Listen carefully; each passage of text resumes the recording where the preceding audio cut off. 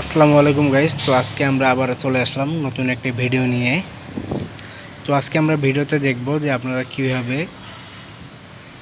আপনাদের বাসার gas bill দিতে পারবেন।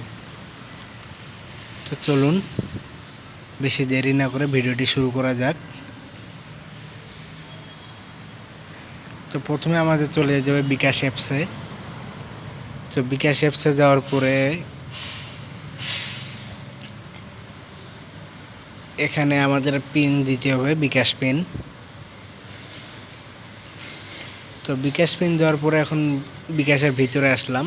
আসার পরে এখন আমাদের এই যে পে বিল অপশনটাতে ক্লিক দিতে হবে। পে বিল অপশনে ক্লিক দেওয়ার পরে আপনাদের এই যে গ্যাস লেখা আছে, তো গ্যাসে ক্লিক দিবেন। তো এখানে ক্লিক দেওয়ার পরে আপনারা দেখতেছেন নন মিটারেড বা মিটারেড। তো আমার পোস্টপেড নন মিটারেড, আমি পোস্টপেড নন মিটারেডে ক্লিক দিব।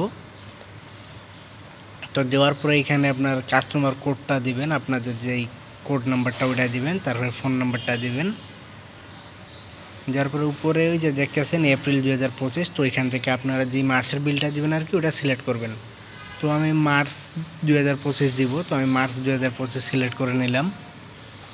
তো সিলেক্ট করে নেওয়ার পরে ঠিক আছেতে ক্লিক দিবেন। ঠিক আছেতে ক্লিক দেওয়ার পরে এখন পে বিল করতে এগিয়ে যান, এখানে ক্লিক দিবেন।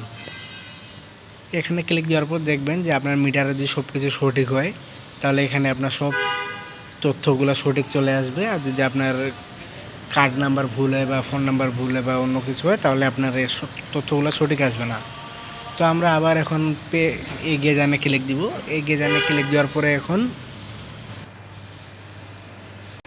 বিলের অ্যামাউন্টটা দিতে হবে। তো আমাদের 8টা মিটারের 1080 করে হলে 8640 হয়। আর এখানে আপনার সার্ভিস চার্জ আর কি, বকেয়া যদি কোনো বিল দেন তো ওটা চার্জ দেওয়ার লাগবে। তো আমাদের বকেয়া বিল যেহেতু না, সেহেতু চার্জ দিব না।